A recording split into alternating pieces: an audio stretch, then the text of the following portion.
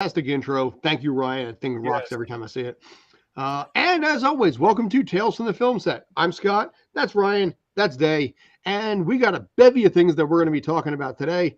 A bevy of Blue Beetle, a bevy of Barbie, and also we'll call it this way, the passing of a torch of a legend.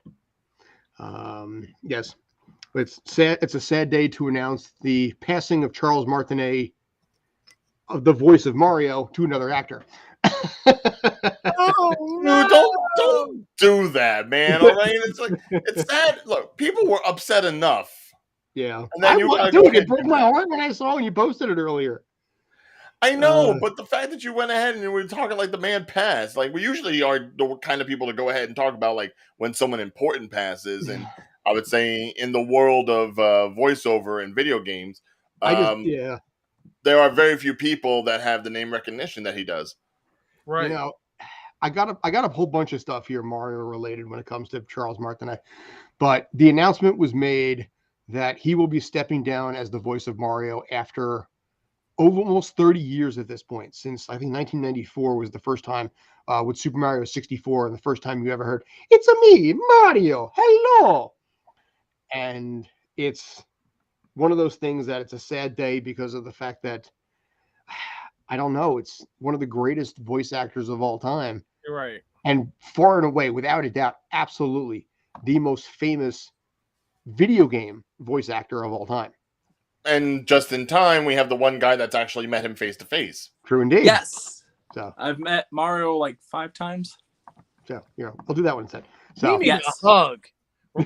It's like the voice of Mario and a bad Link. You know? Oh! Says the Wish version from Wayne Knight. No, I'm just kidding. Ooh. Oh, dude. Wow. Come on, wait, nice. Okay, Newman. I'll call you Newman. Wow.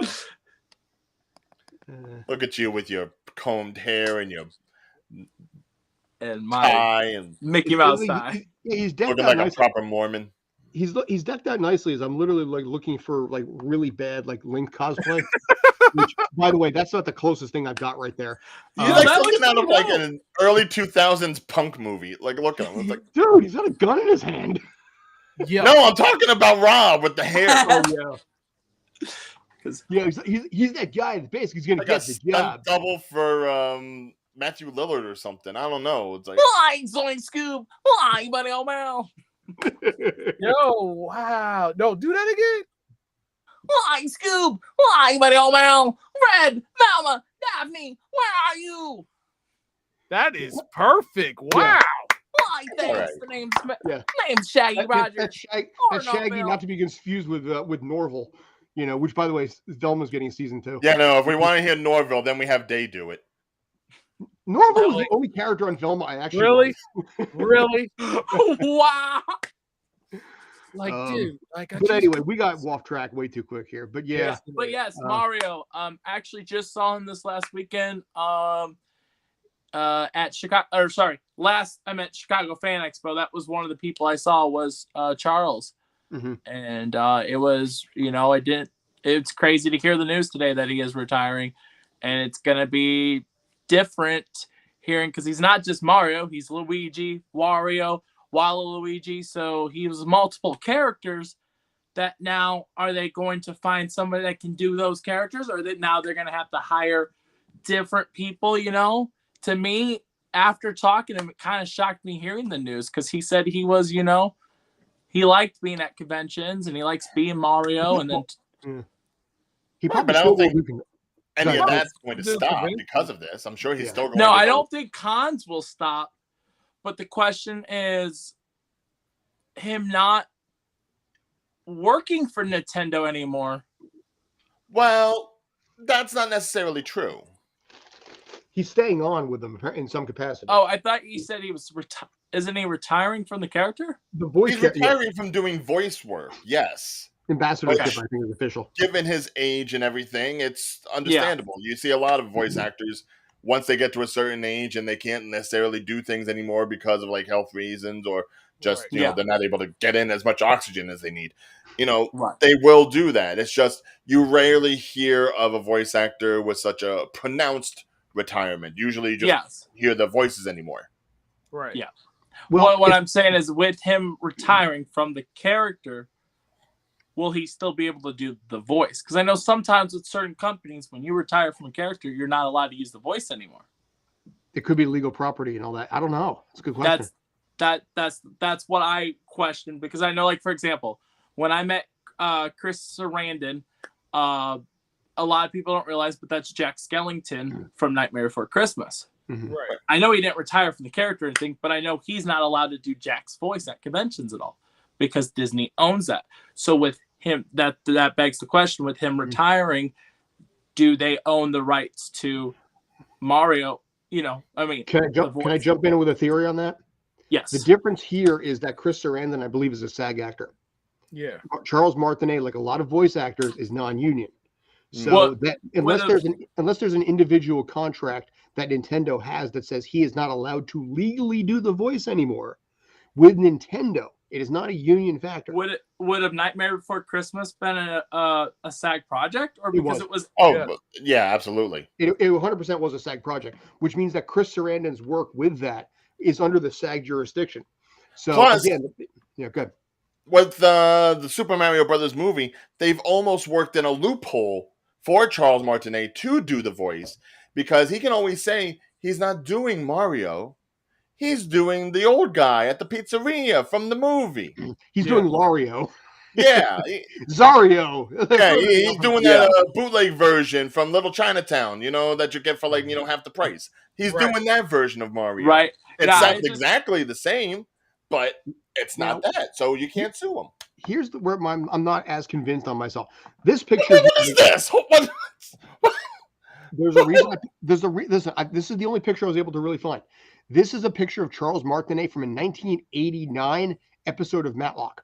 It's the only picture I was able to find recently. So Matlock was a SAG project because that was Andy Griffith and Don Knotts and a few other people there. So I don't know if he was FICOR. I don't know if Mario itself, the voice work itself, the gaming is by and large very, very heavily non-union. So I would really, really kind of doubt I know when it comes to Charles, there are certain things he will not sign because he said, I'm the face of the company. Which, because I had a Venomized Mario comic where it was Mario having the gamer gauntlet, not the Infinity Gauntlet, but the gamer one, and it was half Venomized, half Mario, sick cover, and he's like, I can't sign this because I'm the face of the company, and I think this is disrespectful to the character. Which he does strike me as a very loyal guy that way.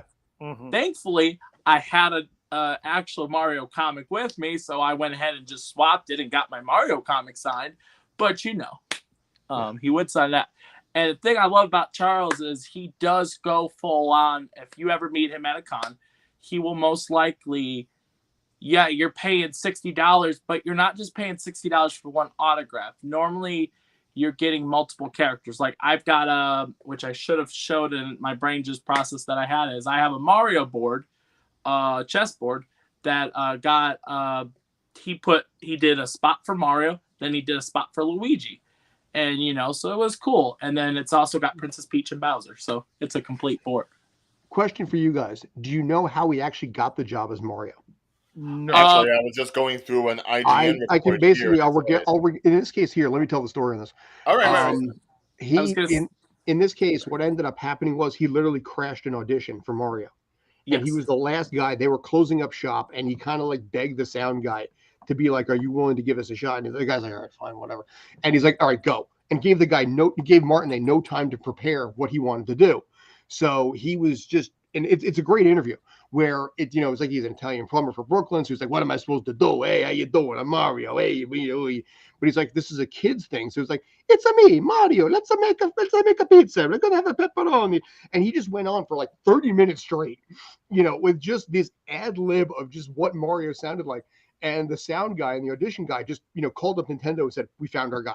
No effort like that. He crashed the audition, which I think as a result is part of the reason why he was so grateful and so blessed, because he wasn't supposed to be there. He was not supposed to be the guy. And if I'm not mistaken, wasn't it also, didn't he say in that interview that he never played a Mario game beforehand? He actually did one. He did a voice for one Nintendo game previously. I think we've talked about that, where he was the voice of the announcer for Super Punch Out, like a year No, prior. I meant he never played an actual Mario game. He Like may not have, but if I'm he not did work for mistaken. Nintendo once. Yes. You know, but it's And yeah. So yes, but yeah, this is Charles, and yeah, this was done 2 years ago, but I did just see him last weekend. Very nice guy. They had him all the way at the end of the con, so he didn't get as much pull. Because the way this con worked is they put everybody on the wall. So they put he was at the far end of the convention in the corner. And that's kind of sad, but it's not too expected considering now they are trying to push the idea that Chris is the voice of Mario for the moment until they actually go ahead and have somebody lined up to do the stuff in the games. The only other reason I could see too is he's Mario, so he could do what he wants, but he always plays the same Mario music over and over at his booth.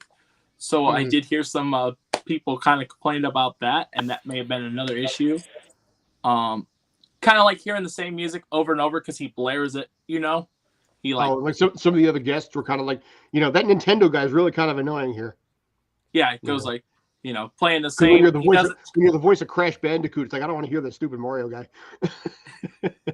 Yeah, just like we don't want to hear the plopping of the fruits and the constant drumming from him. So yeah, but not that I have a thing against Crash Bandicoot.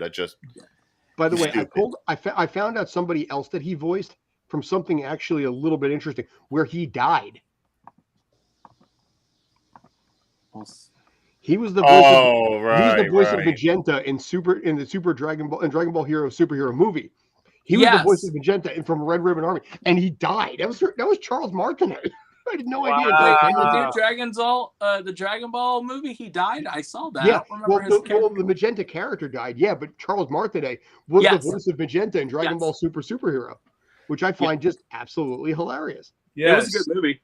Yeah, it was a great movie. Dude, Gohan's my favorite character. So you know what? Yeah, they've screwed him over so many times throughout the series that I'd like to see Beast go. Gohan Beast, because I finally feel like my favorite character has been redeemed, at least for the moment, to fuck him up. What cracked me up with that movie is it's gotten to a point that I think, which I love this guy too. We just met him that weekend too. But Christopher Sabat, you used to kind of be able to tell the difference between Vegeta and Piccolo because he's both. But at that one, it was like he kind of just, you could tell both characters was him. There wasn't much distinction. Vegeta wasn't really in it that much. It was a Piccolo movie, and Deus Ex Machina. That was hilarious. Every Dragon Ball story is the same. We faced an opponent that's basically stronger than anybody we've ever faced. Deus Ex Machina in the absolute last minute, in the 11th hour, when we're about to lose. Hey, what do you know? We had a sudden power up. Yay, we won. Every single time since Frieza. Actually, you could say the same thing about Mario, since he gets a new power up every game. True. I was gonna say, with the thing that I appreciate about the movie is you did have one thing different with that is the fact that Goku. Goku. And by the way, the official Golu explained basically what the F man. I can't post it because the F bomb. But what are you referring to with the F with the F man? I'm curious about that. Anyway, sorry, Rob. Go ahead. Oh no, you're good. I was saying the thing I appreciate about that movie is you basically had a movie you finally didn't need.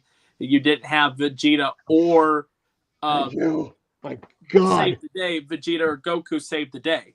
Dude, I did a video on five things that basically that movie straight up nailed. And one of them was in there that was not the Goku and Vegeta show. Yeah, because that's normally how it works. So I mean, yes. Come on, Kakarot. One of the videos I'm most proud of ever doing, by the way, was that one. So hey, I'm proud of you. Thank you. No, wow. So. That could have been shade, right? But no, anyway. I am proud of Scott. Actually, no. I know he meant that. Okay, focus, children. Focus. Back to the man of the hour, please. Yes, all right. Please, yes, Charles. Now, the thing to be noticing is that all the reports are saying that he is just retiring or stepping back from recording. Mm-hmm. He is still going to be the Mario ambassador, whatever the hell that is. And it's still going to allow him to go around and tour and talk about Mario and share the joy of the character and everything. So basically, Charles Martinet is going to be less of a voice actor and more of a spokesmodel. Gotcha. He's going to be doing mall openings and and basically things like that. But it's also one of those things that he'll go to various events like that, possibly graduations. He'll do a graduation speech. It's a me, Mario. Congratulations to all of the graduates of Harvard University. And now you can punch coins. Yeah. It's me, Mario. A girl Yes, education is the most valuable power-up you will ever have. Yes, we'll have the power up. But it's like I said, it's one of those things that for so many, for me, I'm old enough to remember a pre-era. Being 47 years old, I remember, I was 12 or 11 years old when Super Mario Bros. 1 when I got it in 1987. But for a lot of you guys, this was the only Mario you guys ever knew. That guy. Yeah. And it's such an iconic thing to see that voice for so long stepping down, because there's never been as iconic a voice actor as him, and maybe never will be. Can you really think of any voice actor when it comes to video games? Let me clarify. Video game voice actors that it's bigger than he is. Nope. Ooh. Nope.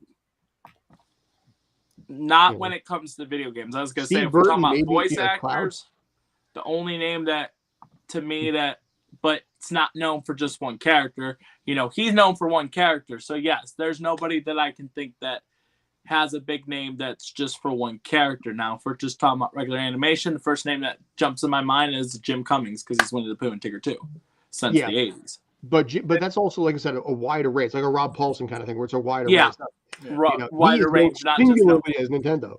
In video games, no, no, and that's mostly because when you think about how a lot of the video games characters have started, a lot of them didn't have voices. Yeah. Link still doesn't have a voice. No, he just Samus got one, but people don't think about it. Right.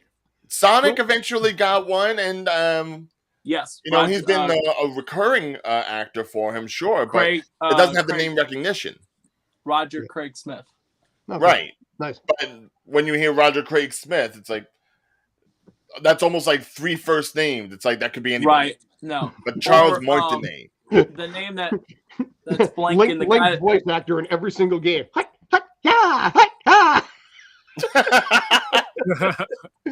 The only other name that's pretty, but I wouldn't say as big as Mario, but now my brain's not working, is the voice of Batman that was from the games, the Arkham games. I can't think of Kevin Well, Conroy. that's also the same voice that did the animated series. Yeah, Kevin Kevin Conroy. Conroy. No, not the same voice that did the animated series. I'm talking about Troy Baker. See, that doesn't even qualify. I barely knew that one. Yeah. Okay. Yeah. Well, I'm saying he's known for Batman for the games. I'm not talking about the True. animated series. Obviously, that's Conroy. I think also here's the other side of it. I think that adds to this, in my opinion. Okay. And again, like I said, I come back from Super Mario Bros. 1. Yes. We had Mario for 9 years. 9 years of Super Mario 1, 2, 3, and the absolute unbridled passion for 9 years, wondering what this guy sounded like. And then we heard that. And a lot of us, including myself, were like, what the hell are we listening to? It's like that was super That Italian. I was so pissed because that was Game of the Year and Dragon Force wasn't. Dragon Force of the Sega Saturn.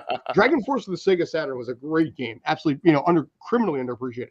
But it fell to second place at like every single gaming, magazine to Super Mario 64. Partly because it's like, it's a me, Mario. Hello.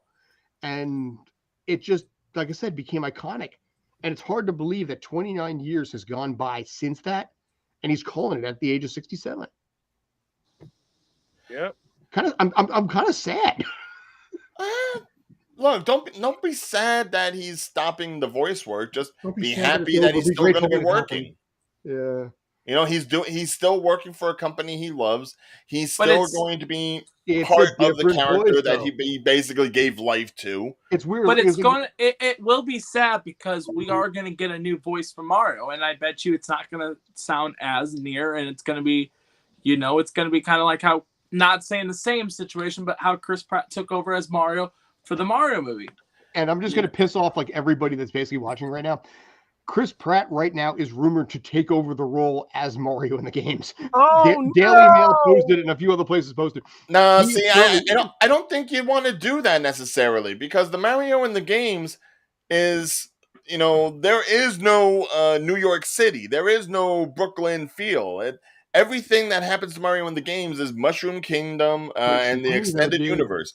So you still have to have something that's more like Mario and less Brooklyn-y. Kyle, with as much money as that movie brought in, it really wouldn't shock me if he does take over. Plus, I don't think Nintendo necessarily has the money to pay for Chris Pratt to be voicing everything Mario that isn't a movie. True. They'll be better off finding somebody who is at least comparable to Charles Martinet, whether it's someone new or it's someone already established in the industry. Right. By the way, in regards to basically Kyle's comment down there, Danny DeVito, can we get it as Frank Reynolds from Always Sunny? Oh God, that is your new Mario, Frank Reynolds. I like whores. I'm about to get real weird with it. Oh God. Oh Lord. And yes, Nintendo has the money, but like I said, it's one of those things that again, just because Nintendo has the money doesn't mean they're going to spend it. True, it's all about stock price. It's one of those things that it's like a lot of times in sports. When it comes to sports, you have these athletes that are so world renowned that you don't appreciate until they're gone. The Derek Jeters. Right now LeBron James is on his way out. You see athletes like that are in there day in and day out, year in and year out, and you're used to them constantly. And then one day, gone. It's next month will be 10 years since Mariano Rivera retired. With the Yankees, which is in this case here, we took him for granted for the last 29 years. Sorry, Rob, go ahead. I was going to say, I just thought of an example that would be comparable to Charles Martinet leaving Mario or retiring Mario, kind of like when Earl Jones retired Darth Vader. James Earl Jones. James Earl Jones, yeah, okay. Yeah. But the only difference is he sold his voice, so we'll still hear that. I'm surprised they didn't do that with Mario, where they would he could sell his voice, because like they said, even when Earl passed, and I don't want him passing anytime soon, nobody attack me for that, but it's eventually going to happen, we'll still have Darth Vader 20 years from now. Rob is the kiss of death. James Earl Jones did announce that he is retiring as the voice. He did say he's done with that. Well, yeah, but he did sell his voice, so they could still use it. Honestly, that's a pretty good comparison there, because like I said, it's an iconic voice that you see with a character. You see that Mario, you think that voice, and obviously polar ends of the spectrum, one happy Italian plumber versus a guy who's basically one of the, who killed millions of people. But the difference here is, how often are you going to be hearing Mario's voice in the near future versus how often are you going to be hearing Vader's? Well, you'll hear Mario all the time, but you'll hear Vader throughout all the, every replay of everything through 6 movies, a TV show that was Right, but I'm saying, how much new stuff are you really going to be hearing? Well, but not much. You may, maybe in the new, or no, sorry, that wouldn't line up time-wise. Sorry. Hayden's going to be in the new Ahsoka series, if you guys saw the trailer. So I was thinking maybe Darth Vader there, but that's before. Or no, besides Ahsoka already fought fought Darth Vader in season 2 and quasi season 4 of Rebels, which was voiced by James Earl Jones. So that was nice. So that's what I'm saying. Yeah. And Anakin is in the new show. So they may do a Darth Vader, because they do kind of reference it in that trailer. So we may hear it in that. I'm not saying we will, but that was an idea. But I know what you're saying. You're going to hear Mario more than you will with Earl Jones. But I was just saying, in comparison, those are basically the two that compete with each other. And for kids that are 15, and for kids that are 15 and under, Mario's voice is far more recognizable than that old Darth Vader guy. How dare you? Dude, listen, seriously. Look, if you take a 15-year-old kid, who are they going to recognize first, Mario or Darth Vader? How dare you? Look, he's not wrong, all right? They're just the Vader's just going to hear a scary old man voice. With Mario, it's a me. You mean you don't want to hear this? Nice. Oh yeah, no. Let's show kids what emphysema sounds like. That's great. Listen, kids saw basically the sequel trilogy and were like, The Joker is that old Jedi guy. Exactly. Yo, when they've already had people do the Joker since Mark Hamill, so Well, yeah, so John that's DiMaggio was a good Joker. not even an issue. But anyway, yes, Charles, you've done great work. Continue to do great work. Yippee. Next topic. All right, just Barbie. little. Yes, because I do want to see Davion talk a little bit, considering he's probably the only one of us who has actually seen Blue Beetle. He was pretty quiet for that whole Mario stuff, wasn't he? No, Rob saw Blue Beetle on Friday. Thank you very Rob, much. Rob has been talking throughout this. Day has been quiet. Day gets a chance. Yeah. No, yes. Now, Day, you did give us your review from the advanced screening of Blue Beetle, and I had to question you on this even when you posted it, simply because it seemed like you weren't necessarily sure about the good things you were saying about the movie, and now after seeing what the box office is like, I'm still curious. Like, let us know, how did you really feel about the Blue Beetle movie? Do y'all really want to know how I felt? Yes, I want to know how you really felt. Do you really want to know how I felt? I just asked you. I really want to know myself. Okay. So going into the movie, I'm going to be honest with you. The movie started off smooth. It was really smooth. Then the action picked up. And when I say the comedy and the action picked up, the comedy and the action picked up. Mm-hmm. George Lopez, hats off. He was hilarious in this film, playing the uncle. Yo, I have to give it up to now. The MVP of the film. Booby. Spoilers. The MVP of the film was Nana. Mm-hmm. At the very end, she stole the show because she did that. What was that movie? That's not Desperado. Well, she was in the Predator movie, wasn't she?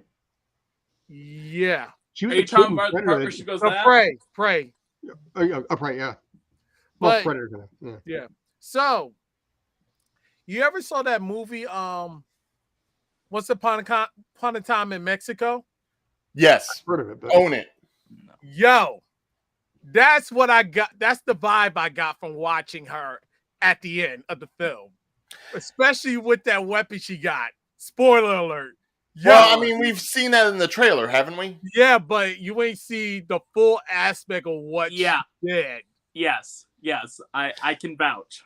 Okay, but here's the problem I'm having with what you're saying right now. Okay. You're giving props to George Lopez. You're giving props to Nana. Props How about the actual lead of the movie? Yes. What about Zola Duena, who's currently at your you didn't let him No, but that's the thing. When the first thing you're telling me is like how good the supporting cast is, it doesn't really give me much hope for the lead. He's trying to give credit to the lower people first before he gives praise to the main character. The lower people.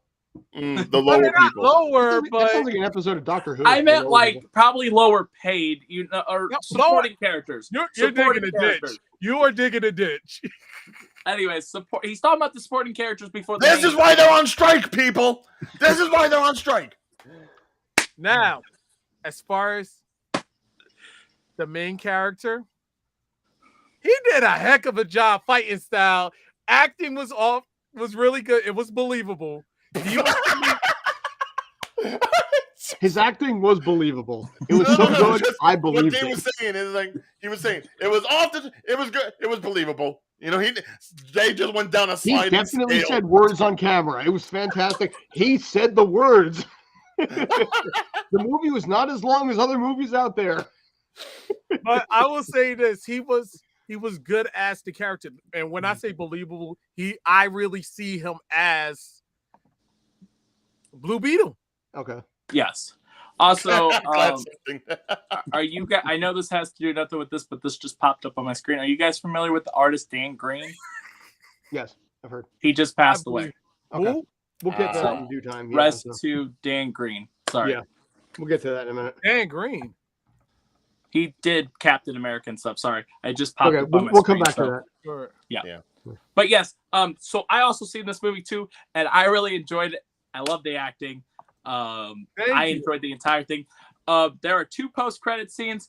You don't really need to stay for the last one. I'm really sorry. Don't. But the second one is going to blow your minds. The first one will blow your mind. The first one is going to blow your mind. Yeah. They should have reversed it because the second one's just a silly thing that, to me, I was like, I just waited until the end of the credits for that. If it would have been the other way around, if they would have put the silly one in the middle, and then I waited for the first credit scene, been okay with me, because the first credit scene, let's just say, leads for the second one. And I did see a report that he wants to do a trilogy with the Blue Beetle franchise. Until you both see it. Yes. Ryan, I'm going to open this up to you in a minute in this one. But and I wanted to say one more quick thing.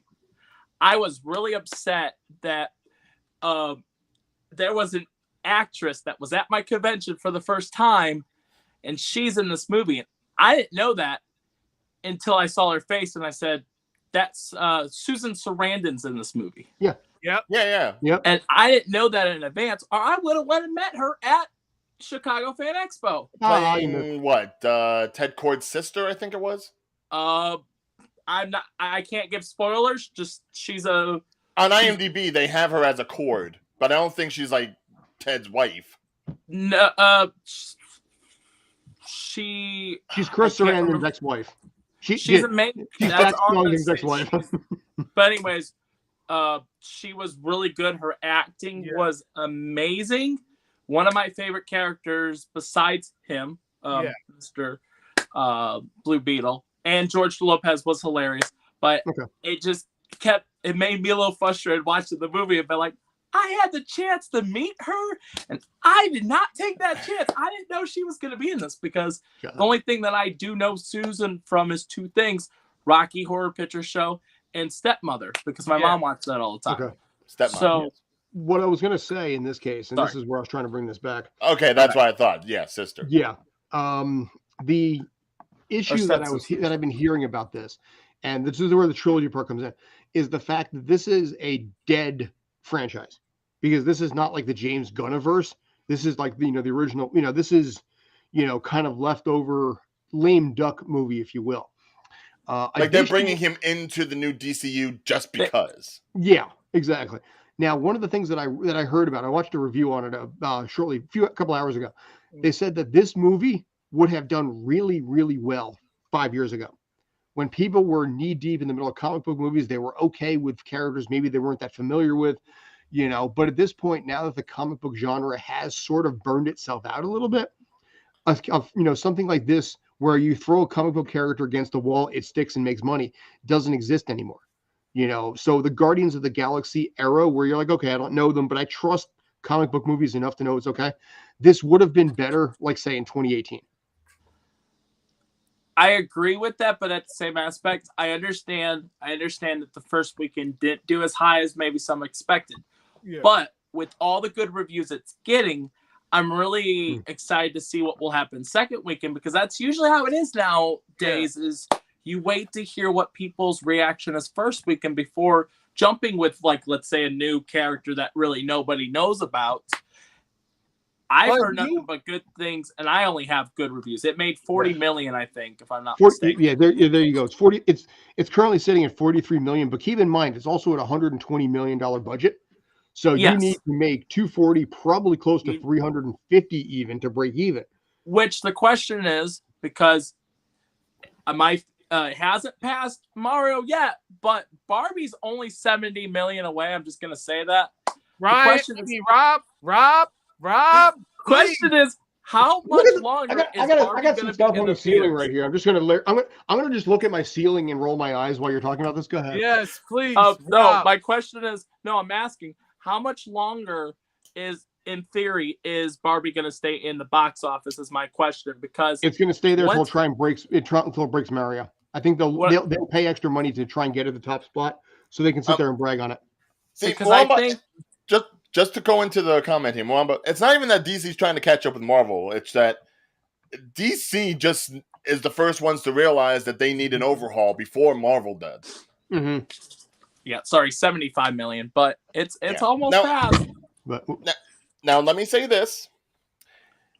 It is fortunate for Warner Brothers because while Barbie is pretty much the biggest release the company has ever had, even beating out heavy hitters like The Dark Knight and such, the fact that it has finally been beat after its like 4-week run by another Warner Brothers property, that's good for the company. Yeah. What do you mean I by will say that. What do you mean by beats? Like, because I saw something Blue Beetle. Well, because Blue Beetle is number one at the domestic box office over Barbie by about 4 million. So but just barely edging out Barbie for the top spot. Because what I did notice is Barbie made 70 million this weekend, but that includes. Whoa! Pause. What That's did not Kyle a pause. say? What did Kyle say? Whoa! Want to know how DC can stop hiring that hack Zack Snyder? Well, the Snyderverse is officially dead, so we don't have to worry about that. Yeah. Well, the full cut of Justice League was good. Thank you. The full cut. Yeah. Yes, that everyone watched while we were at home during the pandemic, and we had all the hours to kill. No, yeah, but yes. So yes, what confused me is I guess domestically is what they meant because Barbie made $70 million this last weekend, but it was worldwide because last weekend it was at 1.2. It was about 1.2, so it made about 70, 80. We got videos coming out on that, by the way. Grand Tourism. Dude, autocorrect is a bitch, and everyone knows that. Well, right idea, different Gran series. Turismo. Yes. No, because there is a show called The Grand Tour that does deal with cars, but that's a whole different thing on Amazon Prime, which I love. I love The Grand Tour. I'm tired of Kyle disrespecting a great director. How dare you, Kyle? Kyle, what is wrong with you, Zach? Okay. Day, save that anger for Wednesday when you see him face to face. Hey, but at least Transformers made more than John Wick. Oh my god! Like we can't even get through 9:30 Eastern. YouTube.com/StreamPunkCombat.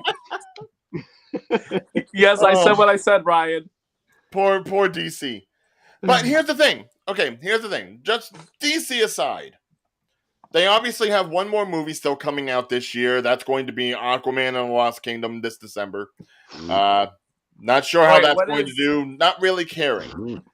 I want to focus more on Warner Brothers here because right now, Warner Brothers itself is in a very timely position. Oh my God, Kyle, stop for a second. Kyle, why must you stir the pot? Barbie's about to pass Frozen. That's Rob's job. Here, look at Magenta. Go look at Magenta. Yeah. Yes. Right idea, different suit. All right. But yeah, Warner Brothers is in a very ideal position right now. Right. Because after Barbie, and yes, unfortunately, the Blue Beetle is a little bit of a skip and a jump from what Barbie was. But Warner Brothers right now could potentially have like the best remainder of the year.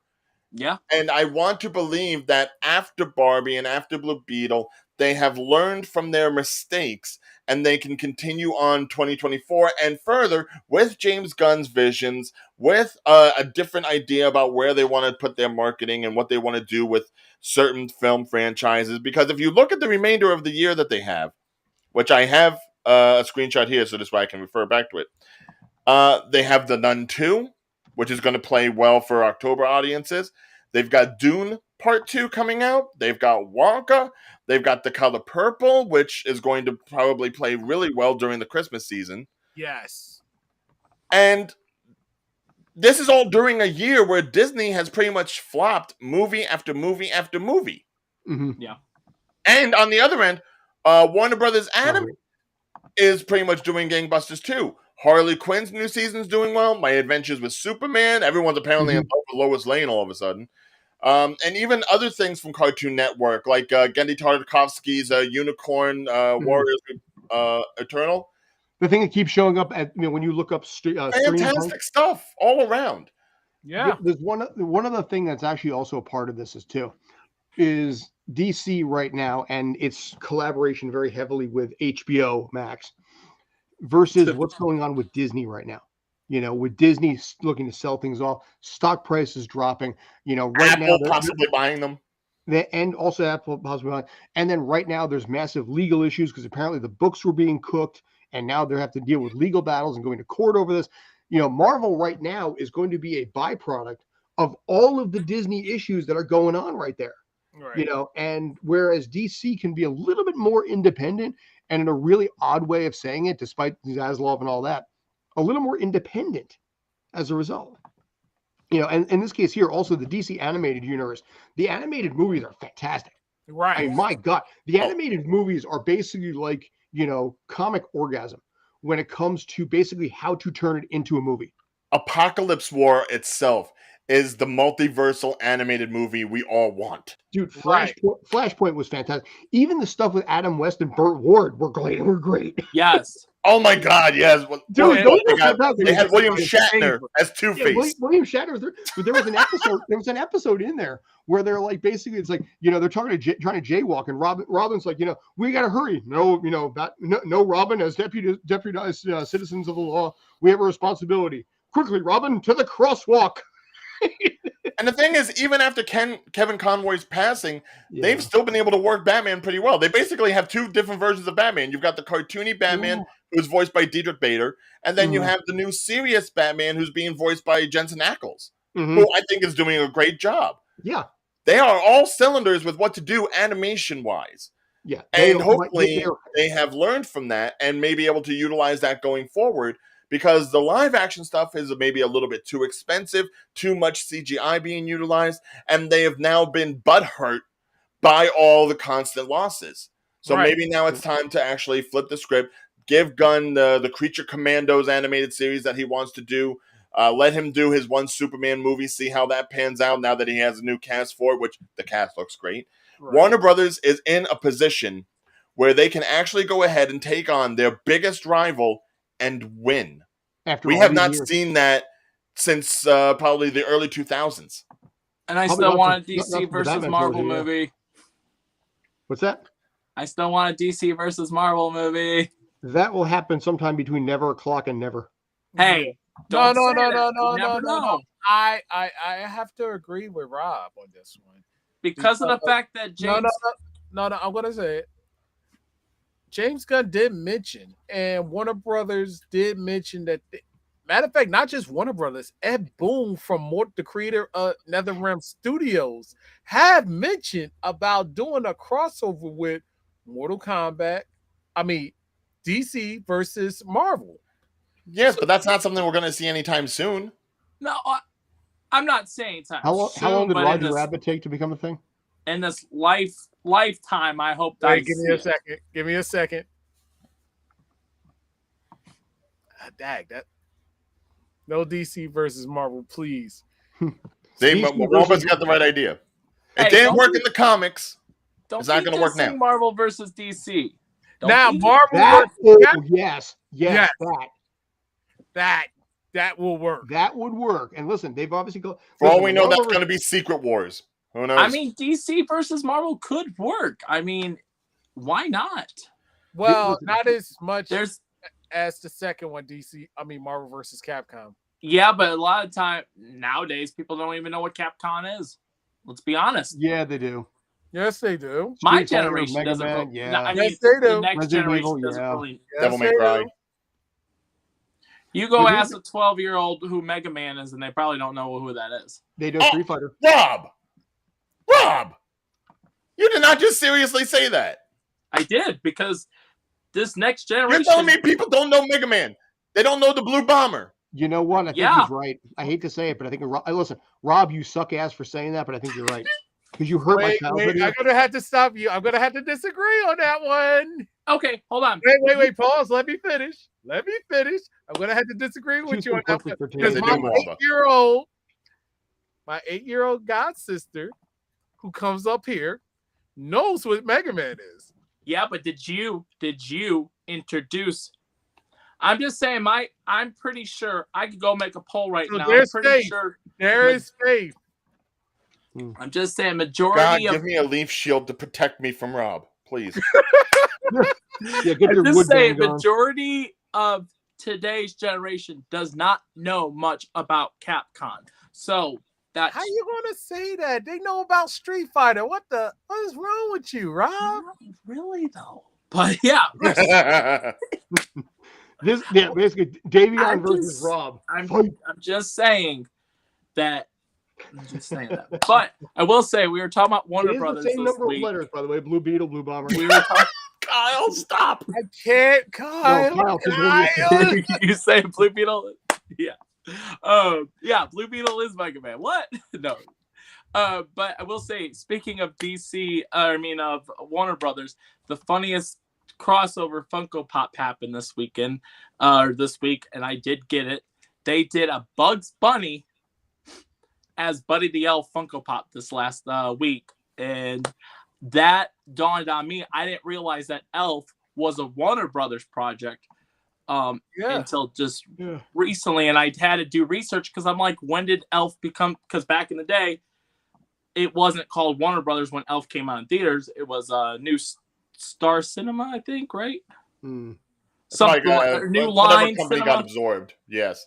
Yeah, and then I found out in 2007 is when it got absorbed to Warner Brothers. So I found that out this week. So that was a cool little fun fact. But yeah, so yes, they're doing a Bugs Bunny as Buddy the Elf, because there's a Fred Flintstones they did a Fred Jones, but to see Buddy the Elf as, so it was funny. Okay. Does he have a candy cane carrot? I wish. Oh, I think what are we about to watch? Oh, I've seen this. Yes. I've seen this. I love it. I didn't see this. I don't know what this is. Oh, God, no. It's Arnold Schwarzenegger. It's Arnold Schwarzenegger as Elf. Buddy the Elf is your favorite camera. I can't. Yes. Dad, you want me to sing you a song? Okay, so you've already seen this. All right, that's it's so weird seeing a young-faced Arnold Schwarzenegger. It's like... No, so it's like without the wrinkles on the forehead, it doesn't even look like him. No, so the funny joke about that, before this was ever made, me and my friend, because I do Arnold's voice, it was nice to meet you. Get to the chopper if you want to live. So my friend's like, you should do Arnold's voice as Buddy the Elf and just say lines. So I'm like, Buddy the Elf, it's your favorite color. So then when I saw that video, but I just want to point out that guy. His name is Brian Monarch. He's a voice actor who does stuff like this, and then uses the deep fake to be, in this case, that. Or I think I may have sent you guys the video of Arnold Schwarzenegger and Marty McFly from Captain America: Civil War. I think I've seen that. Yes. Yeah, I sent that to you guys. So in this case here, he's the one that does the voice of it. He did another one today from the I Love Lucy Vitamita Vegemin sketch as Arnold. Yeah. And it was just so absolutely amazing. I loved it. So now, Brian Monarch, whoever you are, I'll find you. We'll get you on. We're gonna make you do voices for our own amusement here. So another thing we brought up about 3 weeks ago about AI. Oh yeah. I don't know if you guys heard about the thing that happened this last week, but somebody made a post and they used the voice actress's voice and said, well, I can't afford them, so I'm just going to AI them. And that was Greg Griffin Delilah. There's work being done in Congress to try and make that less legal. And it's going to take a while. Yeah, they're like, well, I'm just going to use these. I'm going to use this person's voice because I can't afford them, so I'm just going to AI. Well, Gray responded. For anyone that doesn't know who Gray is, that's Vicky from Fairly Odd Parents, Mandy from Billy and Mandy. Got it. She's Gray Griffin or Gray DeLise, however you want to say her name. Yeah. What? Yeah, is it Griffin or DeLise? I forget. Well, I keep saying Gray Griffin DeLise. I thought it's Delilah, if I'm not mistaken. It's okay. It's okay. You anyways, so, but she's Vicky. And she's Daphne from the Scooby-Doo, basically 2000s and up. So, anyways, so I wanted to bring that up because I know we talked about AI in the past, and so, and then somebody else made a response and said, "Oh, I'll use your voice," and it's starting to be a big deal right now because, it's a legal thing that people are just wanting to use AI because they don't have the funds to use the people, and that's interesting point. Yeah, it's starting to be a big thing. I looked at, I've watched videos that, there's some really clever things on there where like Frank Sinatra does Gangster's Paradise or something Yeah. like that, or Freddie Mercury does My Heart Will Go On, which is, by the way, it's a fantastic cover. Right. It's all AI. But at the same time, when you start to do stuff like that, where it's like, I'm going to take a shortcut because I can't use, like, obviously I can't afford the actual actor. So let me use a shortcut and get a 99% copy of it and throw that in the film. Then it becomes a legal issue. And apparently Google has met with Congress to talk about it becomes like a fair use use issue almost. Yeah, It's kind of like the same idea of like when you're It's very using a gray musical right now. track and you're not paying for the music or anything, then you can get busted for that sort of stuff if the person that made the music comes after you. And that's probably what's probably going to happen with a lot of this. They're probably going to give actors who go ahead and do the contracts and have the actual receipts for this sort of stuff to be like, hey, that's not me. I didn't sign up to do that. You can't prove it. Stop it. And that'll be it. Because that I'm actually seeing going to Dragon Con next week, and wait, what is that? Again, he's got like no forehead wrinkles. It's so weird. Is this Arnold? That's Tom Holland. No, that's Tom Holland. Oh, Tom Holland. Okay, I was gonna say I didn't think that was Arnold, but yeah, Tom Holland. They didn't they do a short where Tom Holland was Marty? They've done a lot of stuff like that with with him and usually Robert Downey Jr. in some facet or form. Yeah, it was Robert Downey Jr. and Tom Holland. I seen something, which kind of makes sense. But like I said, in this case here, this is just a deep fake, so it's funny, it's cute, and obviously so far it's okay. But like I said, it's like I can't afford Tom Holland, so let me get Tom Holland Days, something that's like because he's the sauce. And you get something that's 99% accurate. Sorry, I realized the pun as I was saying it. So it just that's one thing I figure I'd bring up because it is starting it, like you said, it's going to be a thing where they're going to start being able to copyright. They should be able to. I mean, you didn't have to deal with this stuff 5 to 10 years ago as much. Obviously people have messed with things, but the fact that now AI is taking over and they're like, okay, I'm just going to AI their voice and be okay with it, and it wasn't a kid, but it was someone that was younger. Well, the problem is the fact that with AI stuff like this, and it's funny because I watch a lot of the the Facebook groups involving crew, and they joke about how AI has so far to go, and it's not going to match real writers. It's not going to. It's like, dude, give it time. Yeah, that thing is. It is a statistic. I'm going to scare you guys if you don't know this fact. It is a statistical fact that more than half of the AI scientists, scientists that are researching AI, more than half of them believe that there is a greater than 10% chance that we are actually going to go extinct because the AI is going to get too smart and kill us all. Then why did we make it? Because we were so focused on basically whether or not we could, we never stopped to think if we should. Okay, Dr. Malcolm. Dude, tell me he's wrong. Tell me he's wrong. Haven't you seen iRobot? Dude, Asimov and Philip K. Dick were only the beginning. These guys saw Orwell. They saw this shit years ago. Yeah. Can we go on a happier note? How about those Mets? That's happier. Because that's. You mean the Tiny Toons? Is that what you want to go? Oh, yes. Yes, God, absolutely. No. There are very few things where I go member berries as opposed to the rest of you people. I want my goddamn Tiny Toons back, and I'm getting it. Rob's gonna get attacked for this, but I've never seen Tiny Toons, so ta-da! Oh, you know what? I'm okay. It's your fault. It's on Hulu. You guys. I think it's on Hulu still. The thing about sorry. Sorry. The thing about Tiny Toons, that was before his time, but it was was this basically just Looney Tunes, but not? No, what it was basically, this was the first, Steven Spielberg's first ever animated series, really. So before he did Freakazoid, before he did Animaniacs, he did something where it was a new generation that are going to a toon school that's being taught by Bugs Bunny, Porky Pig, So would these be the Pepe kids? Le Pew. Would these be the kids? Because I'm seeing similarity. Obviously, there's similarities, but these aren't exactly the offspring of the classics. They're just one looks like Porky the Pig. Then the one looks up there looks Hampton. like Coyote. Well, that's Hampton. Yeah, and Buster and Babs, who, by the way, are not. They're apparently like siblings now. They're not. The whole running gag was like Buster and Babs, Bunny, not related, no relation. But be honest, apparently, Yeah, looks but now like there's going to be a Lola- relation. But looks they like had a nice Lola little and Buzz. romance in the original series, so it was like it's kind of upsetting that they're going to take that away. there was a little underlying romance between the two of them, yes. And even like Plucky and Shirley, Shirley, by the way, now who looks far more like Psychic and Shirley MacLaine than she did. Oh yeah, no, that Shirley got crystals. Yeah. You can just tell by looking at her. She collects crystals. Yeah. So these are all in the same universe as Looney Tunes, then, is what I'm understanding. Yes. Acme Acres is pretty much its own little like island. Like you know how you see Space Jam, the first one, and you had that Yes. whole We world don't that talk about the good Michael one, Jordan got pulled into. We don't talk Think about the second that, one. but expanded. Okay. Yeah.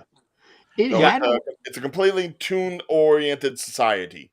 Because if you look at all these characters, and that's why I asked if they were offsprings, because every single one that I'm seeing basically looks like, you got the Tweety, you got Lola Bunny, you got Porky the Pig, you got Bugs Bunny, you got Daffy Duck, you got a Pepe Le Pew, you got the Coyote, you got the Kitty Cat. Well, that was the idea. Those were their mentors. Yeah. Okay. It just looks So like I mean, everyone looked up to their own specific one in order to like learn how to become a better tunester. Okay. And it's actually, yeah, that's how it was before back in the day Yeah. when they were just. But now you they're like my brother ears and better up or down. So now they're brother and sister. Yeah, which is going to be weird. I So think we have quote, unless they're stepbrother and sister, I don't know how that's going to work. Well, we they have get into a like an etchy stuff, basically in anime. so we By have the a way, Princess Monty and Leia Elmira are and- back. Yes, we are Yeah. getting and them. Luke situation. Yeah, No. Monty and Elmira are going to be. What In do you fact, mean, Cree no? Summer is coming back to voice Elmira, Yes. which What do you mean no? Princess Luke, Good, they good, almost kissed, and Let then you Ryan find out. finish before you vent in my direction. Sorry. yeah, it's actually funny when you think about it. Out of all the characters from Tiny Toon Adventures, Elmira is the one that's got like the longest career because of her integration into Pinky and the Brain. Which, by the way, can I point out, Pinky, Elmira, and the Brain? I'm going to be honest, was actually a really good show because even in the the intro song, it's like it's what the executives want. So why should we complain? And they were just like, you know what? Screw it. We're just going to write whatever we feel like. It was actually entertaining because you could tell the writers were just completely checked out and didn't care. Right. And that's the legendary Maurice LaMarche and Rob Paulson. Yes, who, by the way, in this case, can I piss on this one? That is not Charles Adler and Tress MacNeille this time. They got new voices instead of the classic voices for the two characters. Which I can understand because you are going to be reintroducing these characters, which really haven't had any life since Tiny Toon Adventures. So yeah, And give yet, them something of a more reboot, youthful as shitty voice. as that was, had the original voices. But No, why? but it's the same idea what they did with Teenage Mutant Ninja Turtles Mutant Mayhem. If you're going to be introducing these characters to a younger audience and try to get them into these characters, go with younger voices that they'll be able to latch on to. And yet you They're got already bringing back, but why? they're already bringing back enough of like the old school actors, voice actors, to voice the originals. They've got Eric Bauza, they've got Jeff Bergman, they've got a lot of the classic voice actors doing the original tunes. So yeah, you have the differential. That would be like bringing back, like how they're bringing back the X-Men and giving them new voices just because people may not be familiar with the other X-Men. I'm sorry, but they should have, if the people are still alive, they should have brought back the originals and it would work. I understand money, but if there's so many people excited to see this, the older generation may not watch this because of the fact that they changed. Yeah, so there's your cast list right there. For every new voice, you've got a coming back voice. It's like the Powerpuff Girls. When they did that remake of the Powerpuff Girls, they didn't ask any of the original voice actresses to come back to play the roles. Or it's like with Scoob, when they recasted, instead of Matthew Lillard as Shaggy, they didn't even ask him. They didn't ask any of the cast to come back besides Frank Welker, which is Scoob. Well, Frank Welker, he just sits there and just goes, Reggie. Right. And because Frank of that Welker fact, is like the king of just like animal voices. But still, I'm liking what they're doing with this. I like that a lot of the characters pretty much have their own original look. I like that some of them have clothing now. That's very helpful. Looking at you, Furball, with the shirt on for some reason. And you know what? I'm very hopeful for this because of all the stuff that they've brought back, of all the stuff that they've rebooted. This is the one I'm looking forward to. And this also, one I'm very happy to see. To go back to go back to your Turtles, how is the Turtles doing box office? Because right now it's not winning. Probably going to be doing better than Blue Beetle at the end of the day. I don't know. We'll see. And plus, we have Gran Turismo coming out this weekend, which I would like to think is going to be number one in comparison. No, Kyle, it really wasn't. Listen, there was no Paul Rugg. There was no Tom Ruger. I talked to Paul Rugg about this. He was professional. Let's leave it at that. They brought a lot of politics in that new show. Which is part of the reason I fucking hated it. Was tepid. I hate politics in my cartoon shows. I hate politics. I hate politics in general. I don't care which side of the fence. I'm not even talking which side of the fence. I just don't want politics in my escapism. I'm really hardcore on that. I stopped watching it after it was like the 4th episode when they did the full politic where they made the character look like a certain character. But yeah, we never watched season 2. We watched season 1, but also the problem that existed with the Animaniacs reboot is you didn't have any of the other characters, so it lost that variety show feel that the original series had. You didn't get Slappy until like the last episode. Yeah, okay. But you had Slappy. You had Mindy and Buttons. You had was Pinky and the Brain not in it? Chicken Boo. They were definitely they were the other half. That was it. They dumped it was Pinky and it was basically Warner Brothers and Dot, and then Pinky and the Brain. That's all it was. So it lost that variety and that unexpected what am I getting next kind of thing that the original series had. Sometimes the original series would just pop out into time for another good idea, bad idea, or that one kid that would just be like, okay, one time Randy Beeman's mom, and it was just these stupid little cuts. I loved Reader and Run. Bernadette Peters singing a song every time she was on. Absolutely. I liked her a lot more later. As a kid, I wasn't big on the Read and Run thing. I felt that it slowed it down, but now I listen to it. It's like, my God, that's amazing. Oh yeah. No, that song when they were in Egypt. Oh, that's still. Oh yeah. She's treated like a goddess. Yeah. No, they didn't get killed off. That was one of the episodes where it was like a hunter, but he didn't really get them. He was Chicken Boo. Yeah. I was going to say something. So with this Tiny Toons thing, is this more them going to college or they still like adolescents and high school? Reboot is a cash grab. Basically, the way the original show was, it was more of a high school oriented environment because at the time they were definitely doing things for younger audiences. But now with this, I think they are trying to bring the Luniversity up to that university level. You see it with a lot of the imagery that they're showing where it's like there's dorms and stuff now. So you're going to get a little bit more of integration of how life is for them in college rather than just trying to establish what, a Toon kid's life is in Acme Acres.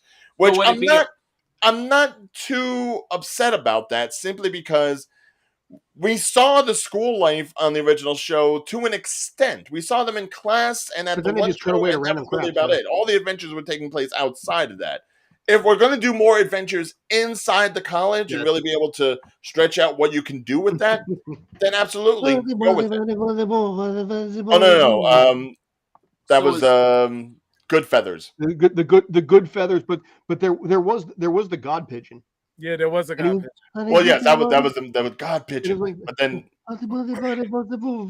so would this be considered a reboot, or is this just an extra season in theory if it's following the story? Definitely reboot, because they are changing aspects of the characters. Okay. Like we said with Buster and Babs as them not being romantically linked. At least I hope not, because I don't need that image in my head if they're actually going to be siblings and they're going to try to do this. I don't care if they're It almost sounded like Richard Lewis right there. It's like, I hope not. I really kind of don't that. But like I said, I don't know. I mean, everything is reboot and cash grab and quick coin. Then I'm looking at this and thinking to myself, I'm hopeful. I really am hopeful because Tiny Toon Adventures, in my mind, paled by comparison to original Animaniacs. But you can see where Steven Spielberg was getting his ideas from, and you can see where the trajectory was going to Animaniacs. Animaniacs, the original one, was classic. This was the precursor where you kind of got a feel for what they could do. Like, for example, his Indiana Jones parody or various things like that were just smart. Or Baby Plucky. My wife and I still quote Baby Plucky all the time. Toilet, water go down the hole.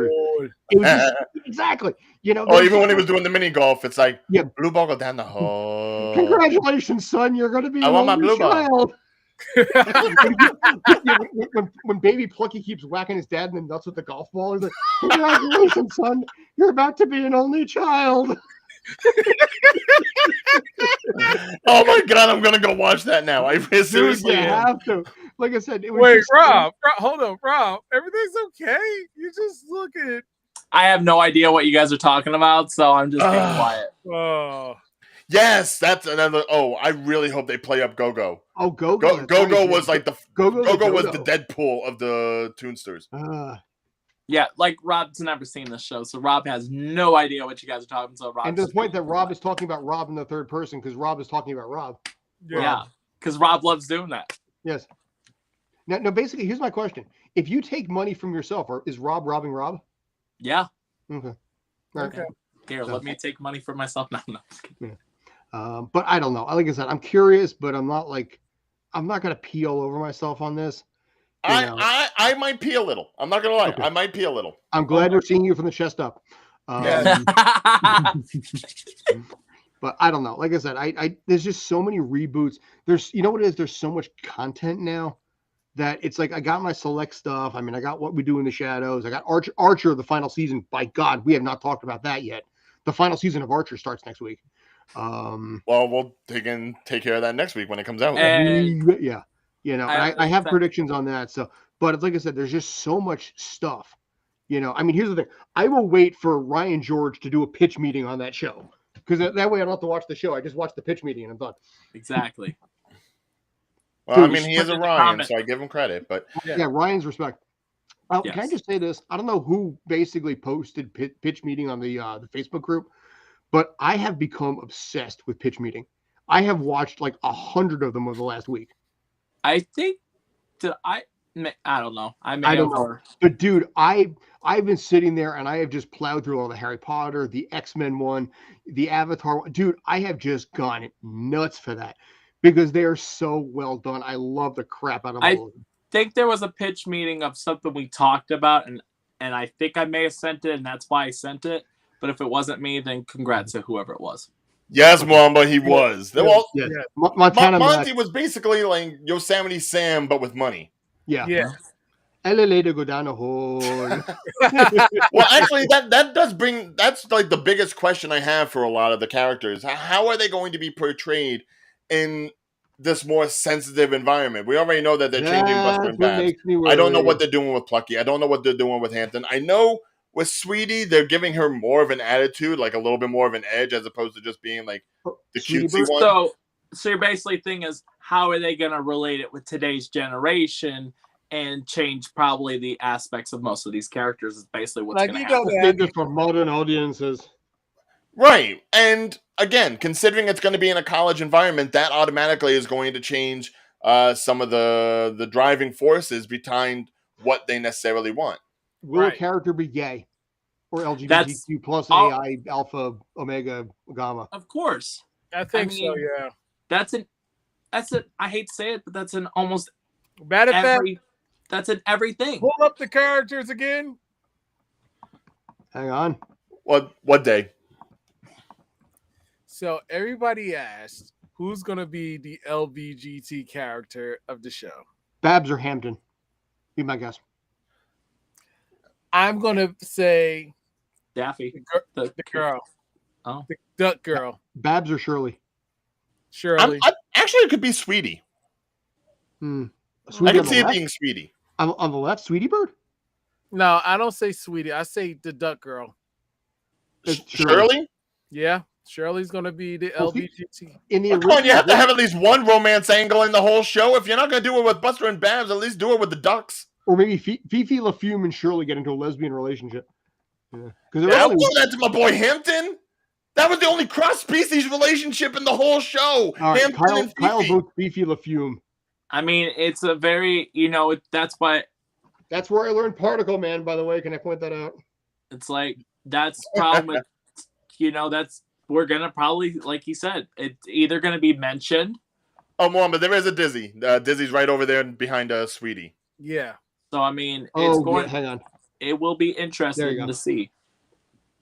I don't think it would be I don't know what they did to his eyes, but he's crazier looking than usual. I don't think Dizzy's going to be gay, but I mean, no, Hampton might it's be not. gay. I think he's going to be the one that's either an athlete or he's going to be the party doofus. He's going to be the ADHD kid, whereas that was Babs in the original series.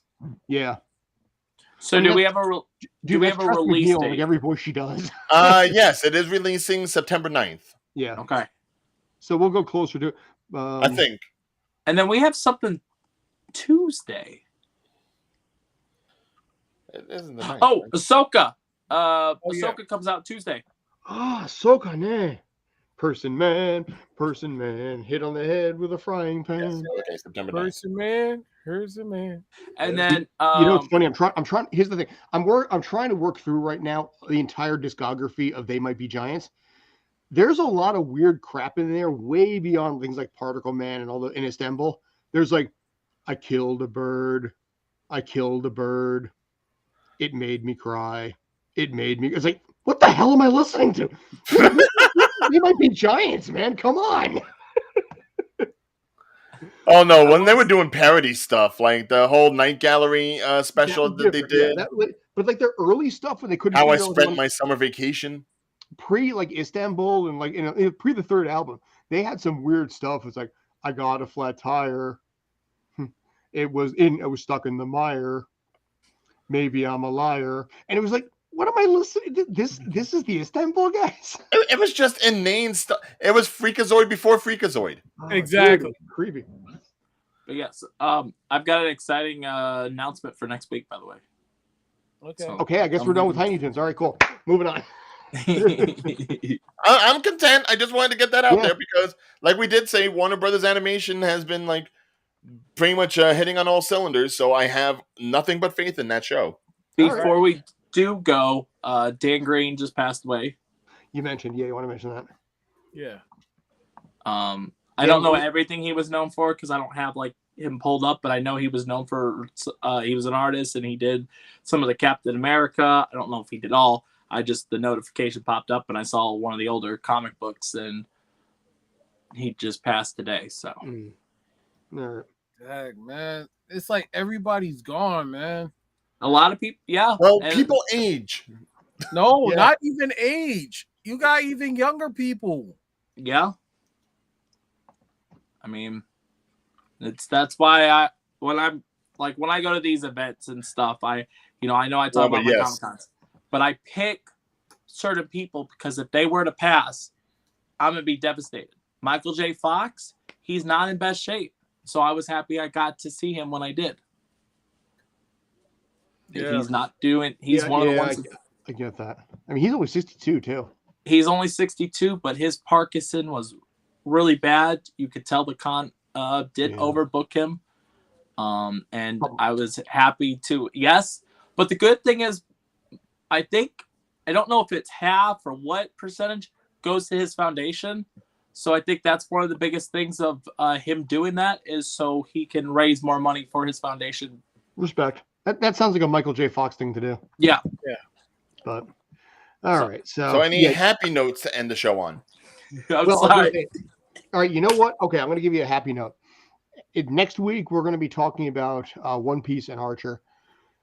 It pains me to say it, but I'm starting to get really interested in Netflix One Piece.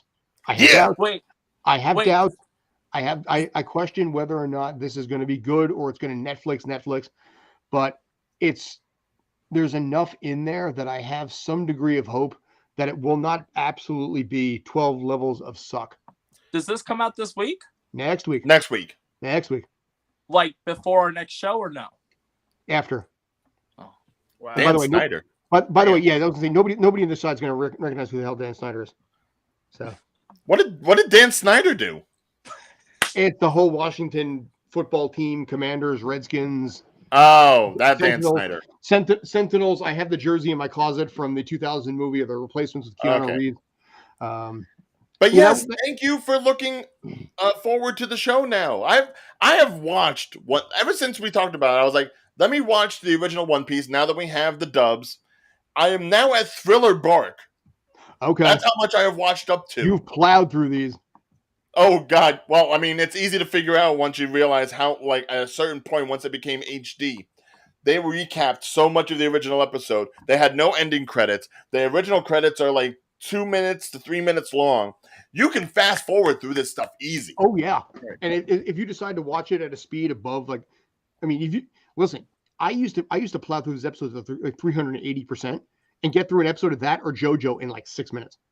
Yeah, Because the intro, the outro, the preview of the next episode, Demon Slayer, I did like 200%. You know, it was just one of those things. That's a really good show. Hmm. Demon Slayer, I love. Oh God, is that actually a thing? What? No, they are. Yes, they are doing the Good Burgers. They are no. doing the Good Burgers movie, and it actually looks good. Did they put out a trailer? I guess. What? Oh God, no! Oh my God! Like, Well, I just he's got not- over orange soda. I he is can't do no not more orange soda. wrong. 26 years after the event of the first film, inventor Dexter Reed reunites with his coworker Ed at the old workplace, Good Burger. Yeah, dude. Oh God, no, no, no. And fun no, fact. No. I mean, I guess Kel Mitchell needs the work, but still. Which one Dude, was the skinnier one? That was Kel. Kel is the voice of T-Dog from Clifford the Big Red Dog. Fun fact. Like I said, he needs work. Yeah. But We already know what Keenan's been up to. He's been on SNL for like forever and a day. Dude, he is the longest cast member in SNL history now. Now I will tell you, your Well, that was sound beating. not Who was it before that? It was Daryl Hammond? Ladies Man. Yeah. Oh crap. Yeah. Yeah. But Scott, I will let you know when you played the Arnold video earlier, there's no sound. oh, I did that deliberately. Yeah. Oh, okay. Oh no, I do that to make sure YouTube doesn't catch it. Okay. So, yeah, because it's all the illegal stuff and everything. That's why I'm doing a screenshot only right now of Good Burger 2, and you're seeing what Keenan and Kel look and of like course, now. it's going to be on Paramount Plus because they own Nickelodeon. Yeah, I know we did the Mario the one time, so that's why I was just asking. I got it. Here's the thing: I do a couple of things clipped here and there, but I'm really, really, really trying to be careful when it comes to the whole legal thing. You know, 'cause I like not being sued. I'm funny about this. Yeah. By the way, I guess Dave Vigoda's not going to be in this one. Yeah. I gotta say, he hasn't aged much. They look really. The two of them look really. Now the girl, I guess, to his on the right side of the screen, is that his kid or something? Because that hair matches perfectly. I mean, if you play the trailer, I guess you'd find out. But I'm not, like I said, I'm not going to play audio live on this one. Right. I mean, listen, we that'd know be kind of messed up, though. I mean, working with your kid at a fast food place, I'm like, Yeah, I mean, unless it's how much he loved Good Burger. He was really dedicated. It could be a family business. I mean, a family thing, tradition. Yeah. Well, yeah. What was this? What was the synopsis on this thing? Hold on. It said just get 20 the Let me see if I can find it on IMDb. I was gonna say Scott just read it. They just reconnected. That's all. Yeah, the Good Burger trailer just dropped like an hour ago. Oh, one thing we also didn't talk about because I know. Oh my God, the cast on this thing. Yeah. Carmen Electra. Jillian Bell, Little Rel Howery. Lori Beth Denberg. Oh my God, they're bringing more and all that people. Yeah. Well, you know what? It's probably great member berries. But here's the thing: they got this thing done, and I guess in the can before the writer's strike and before like the SAG strike and all this kind of stuff. Yeah. To get it done for a November 22 release. So this movie's coming out in like 3 months. Yeah. 2 to 3 months. And then, on IMDb it doesn't state the date. That's for sure. I just saw November. That's all. So. I did like throughout the week we got the Loki season 2 trailer, and it's got Sylvie working at McDonald's. Dude, I think at this point nobody cares about Marvel. I hate to say it. Dude, I've already been to McDonald's and I've seen the. Did you just say no? I think people are excited for Loki season 2. I'm just saying. They're not. Dude, it's Disney Plus. Nobody gives a half a shit about Disney Plus at this point. Not to say there aren't going to be Loki fans, because Loki was one of the few good shows that they had when they were first starting to roll out shows. But is it going to have the fanfare that this first season did? No. Especially considering what's going on with Jonathan Majors. No, Jonathan Majors was cleared. Yeah, but you still was he cleared? You got to deal with the PR headaches of that. Still PR crap. Yeah, it's still PR crap, but he was cleared because of the girl basically ran off because she was she did some criminal thinking and she left and they was like, nah, chick, you gotta come back. Well, I know they've minimized his visage in the promotional material, so What are we talking I don't about? Sorry, know if they're Jonathan going to Majors. change that within the next few weeks before the show comes on, because I think it's going to come on after Ahsoka's done, right? Or is it It's going in to coincide November, with isn't it? it? I November, don't know. October for Loki. I'm not even sure. I'm excited about Ahsoka at this point. I mean, I have like no faith in Disney, and I loved Ahsoka. I love the character. No Ahsoka. faith. Very little. Listen, I loved Ahsoka and Clone Wars all the way through Rebels. You know, I liked her in The Mandalorian, but you know, for that small little cameo, which cameo was fine. But I just, you know me, I don't trust Disney anymore to really pull out a good product. I've been disappointed too many times. So you're swinging all of your support to Good Burger 2. No, dude. Right now, it's Always Sunny in Philadelphia, Demon Slayer, and Grace and Frankie, and basically pitch meeting also. So, Oh, don't worry. Once that live action One Piece comes on, we'll give you something more to work with. yeah. Well, Now- I'll match that in between all the MMA stuff I got to do. So, Now the question is it weekly or is it releasing all at once for the Win oh, Piece? it's weekly. They want to drag out your money. They need the content because nothing else is really flowing like that. Yeah, Because I And was they've saying, canceled the other shows that they had weekly. not that we're gonna. I know none of you guys have seen it because I know you guys are not fans of this. But the High School Musical series came out and they released all 8 episodes all at once. So it was interesting. Instead of doing weekly, it came all 8 episodes right there, right then for the last season. Is it the final season? It is the final season. Well, then that's why. Because I Well- believe it was weekly before, just like a lot of the other stuff was before, like Mighty Ducks and all that. But if it's going to be the end, then yeah, what's the point? Just get it out. Right. Yeah, I guess. Yeah, it was the last season. It was cool. Some original cast members came back. They did give a shout out to Zac Efron, the person who played Sharpay, Ashley Tisdale, and then Gabrielle did. They didn't come back in the show, but almost everybody else made an appearance. No Vanessa Hudgens. Oh, and no, they gave her. They gave her a shout out. all right. So it was interesting. Just like all these, franchise extensions. It's like they never really get the big name. At least, they had Chad. Chad came back. And but I don't know which one that is. But it was funny the way they did that. Is they're like, "Where's these people? Oh, they've been quiet on the group chat." So was their like quick mention of basically saying they haven't been active. But everybody else did come back. It was good for what it was. So yeah, It was definitely content to watch. Yeah. So what you're saying is the people that needed the paycheck came back to the show. Well, listen, they don't have the paychecks coming in from the film industry right now. They have to focus on their other investments. Fair. What I did like about it is they kind of broke like fourth wall with it, because what they did is when these people came back, they're like, "I'm the actor, not the character." So they're like, that is way too confusing. Yeah, that is confusing. But no, it actually made sense because like one of the characters, she even explained, she's like, "Yeah, it's not about being famous." She was explaining to one of the characters about basically not being famous, but about like, she's like, "Yeah, I got popular off of it, but So it was cool where they said, quick thing, I know we're about to wrap up.